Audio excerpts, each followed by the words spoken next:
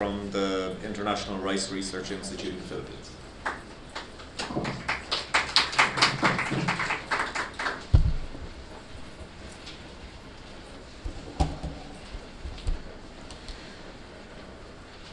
Good morning. So my talk will be related to rice and drought response, and we've been looking at genes and mechanisms related to rice root hydraulics under drought. And I think we can have a general consensus that the main root parameters we think that are affecting root water uptake are architecture and hydraulics. And whereas we've made a lot of progress recently on architecture, identifying genes, understanding environmental responses, we have a lot less detailed information on hydraulics, especially in field conditions. And so unlike Christophe Morel's talk, where they were focused on looking at root hydraulic conductivity using pressure chambers, because the work I'm going to present is based in the field, we're using this sap bleeding rate measurement to try to get an understanding for root hydraulics. And previously, we've seen some really interesting trends, some big differences between drought-resistant lines and drought-tolerant lines in terms of bleeding rate, where the drought-tolerant lines always had less sap being measured for the bleeding rate. And our bleeding rate measurement is always normalized for shoot mass, so it's gram sap per gram shoot. So across experiments, well-watered and drought, across different seasons, across measurement dates, we saw that these drought-tolerant lines were having lower bleeding rates than drought-susceptible lines. And we also saw some interesting differences with time of day, where the morning readings typically had a lot higher sap bleeding rates than later in the day. But from this work, even though we saw such differences among the groups, these were the available genotypes that I had at the time where I really knew, okay, these ones are drought tolerant, these ones are drought susceptible. But there were some other differences too. For example, the drought tolerant lines were basically traditional varieties. The drought susceptible lines were more modern varieties that had higher yield potential. And there were some differences in time to flowering. So I wanted to, in my next set of experiments, I kind of wanted to look at some of these effects. So in our next set of experiments, I used some more modern varieties. So this is Sabagidan, a drought-tolerant variety that was released in 2010. MTU 1010 and PSBRC 82 are both lines that are commonly grown by farmers. So I was trying to narrow the distinction between the traditional versus modern varieties in our groupings. But still, I did have quite a difference in time to flowering, and I didn't know if that was affecting our bleeding rate measurements, because these were experiments that were targeted at reproductive stage drought. So then I calculated the drought response index, which is basically you calculate a predicted yield under stress and normalize it for the time to flowering under well-watered conditions and the yield under well-watered conditions. And still, we saw a negative relationship. So these lines that had a higher drought response index, or in other words, that were doing better in terms of yield under drought, they still had the lower sap bleeding rates in this experiment. And another interesting thing we saw in this set of genotypes was some relationships between bleeding rates and shoot-related traits. So bleeding rate was related to the light levels during the first hour of bleeding rate collection. So usually we do the sap collection over a period of 4 hours. And we saw a relationship between leaf osmotic potential and bleeding rate across our diurnal measurements, so among the morning, midday, and afternoon measurements. And also very interestingly was different relationships between the drought-tolerant and drought-susceptible genotypes with leaf osmotic potential. So especially the drought-susceptible genotypes, they had a positive relationship between leaf osmotic potential and bleeding rate, where the samples that had more negative leaf osmotic potential had higher bleeding rates. So in my next set of experiments, I wanted to continue getting a better set of genotypes to help clear my doubts about potential things that were interfering with the trends. And I also wanted to go more into detail about what are the physiological parameters that are related to this sap bleeding rate measurement. And luckily, at the time, we were screening a large set of traditional varieties. These are about 220 different varieties. This was part of a collaboration with New York University, Michael Peruginen's lab, and they were doing RNA-seq on these lines. And we also had collected bleeding rate as part of that experiment, both under drought and well-watered conditions. So this was a nice starting set for me to be able to select some genotypes for my next set of experiments. So I selected 20 genotypes, all traditional varieties, although we included IR64 as a check. They all had about 70 to 80 days to flowering. They all had similar shoot dry weight of, at this stage, this was 50 days after sowing, 0.5 to 1 grams. And they had a range of sap bleeding rates. So I could have contrast in sap bleeding rates, but hopefully control for all the other things that I was worried about that were affecting our experiment. But the main difference in this set of experiments was these were vegetative stage experiments. We carried them out till harvest, but we started the drought stress a lot earlier.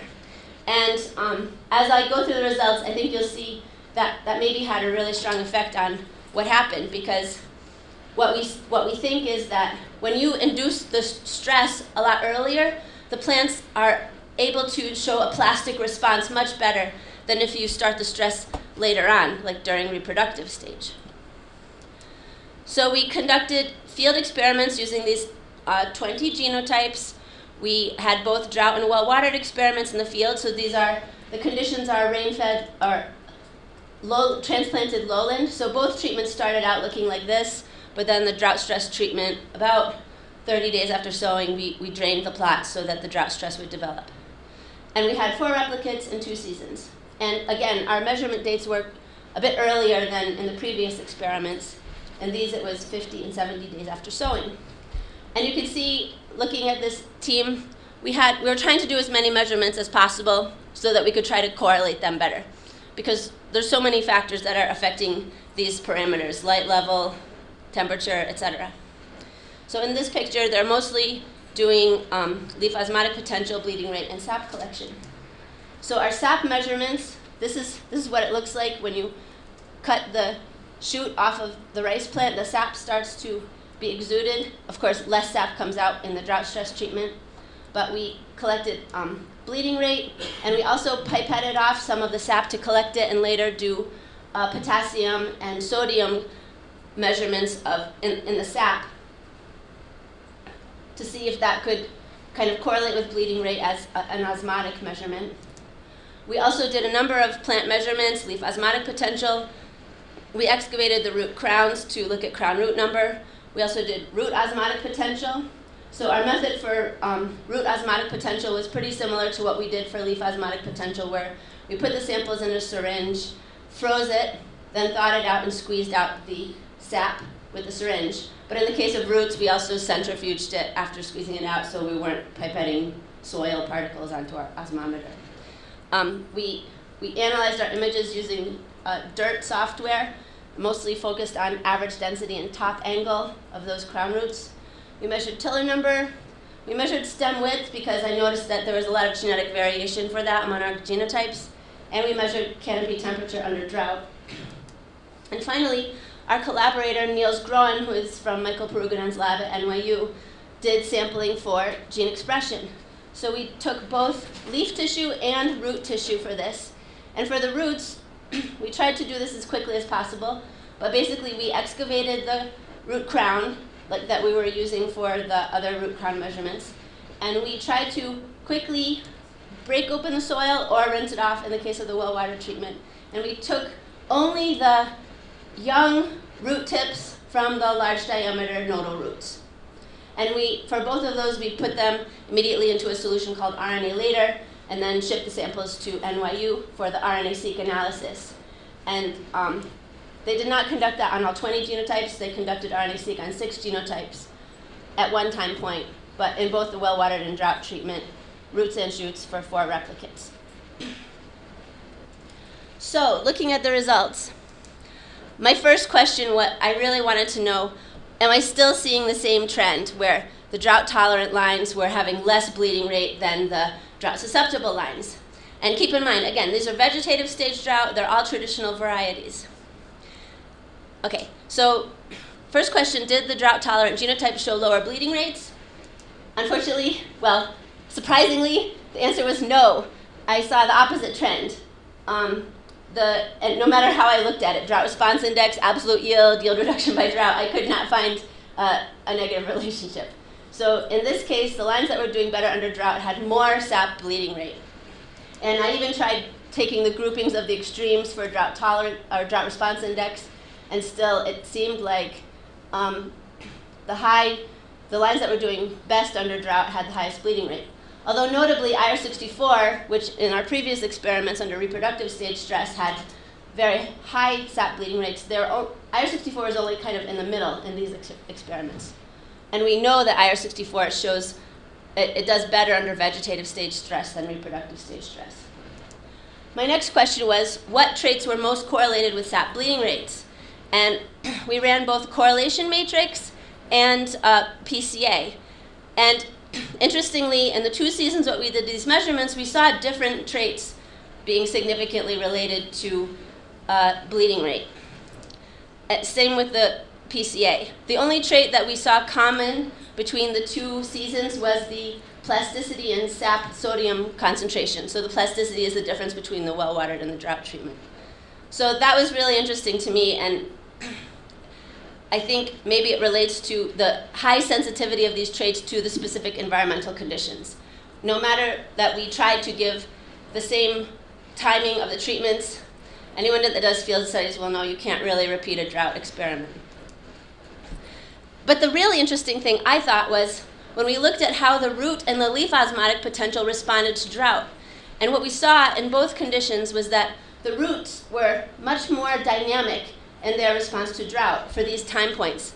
The shoot osmotic potential stayed quite stable between time points, whereas the root osmotic potential changed. And going to the gene expression analysis, it was actually quite a similar conclusion. So these are the gene expression levels correlating between drought and well-watered treatments in the shoots. But here you can see this is the correlation among the root and in the roots. So there's a lot more differences in gene expression levels between the well-watered and drought treatment and the roots. The shoots were more stable. And Niels also ran an ANOVA on his gene expression analysis. So here is a list of gene ontology terms with a significant G by E effect in the shoot. And here is the list of the gene ontology terms with a significant G by E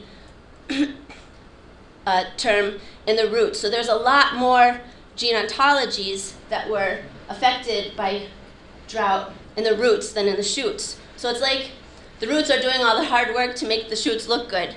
They just remained quite stable. And we think that maybe some of this can help us explain the genotypic differences that we are seeing in the sap bleeding rate in response to drought.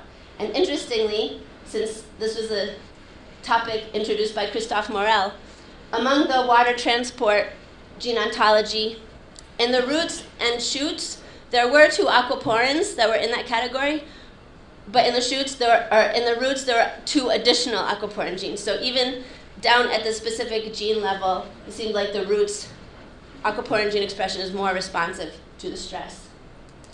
So finally, in summary, in this set of genotypes, at these time points chosen, we saw a positive relationship between drought response index and sap bleeding rate. The only factors that were common to be related to sap bleeding rate was sap sodium concentration, which we think may be due to environmental variation between our 2 experiments.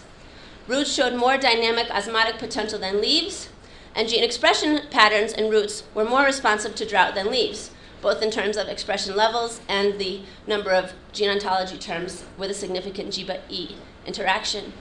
And so, because one of the biggest differences now in this set was the timing of the drought stress, and we think that roots can be a lot more responsive in their root architecture at vegetative stage than at reproductive stage, I think one conclusion we can take out of this is that it's not just root architecture and hydraulics that are affecting drought response.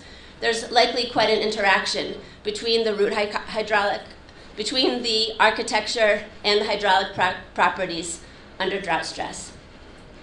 So finally, I'd like to thank my group that helped a lot with the technical measurements, and also especially Niels Groen from the Peruginen Lab, and this was funded under a grant from the Ziegler Family Foundation. Thank you very much. Well, thanks very much for your really interesting presentation. Do we have any questions? At the lady at the back.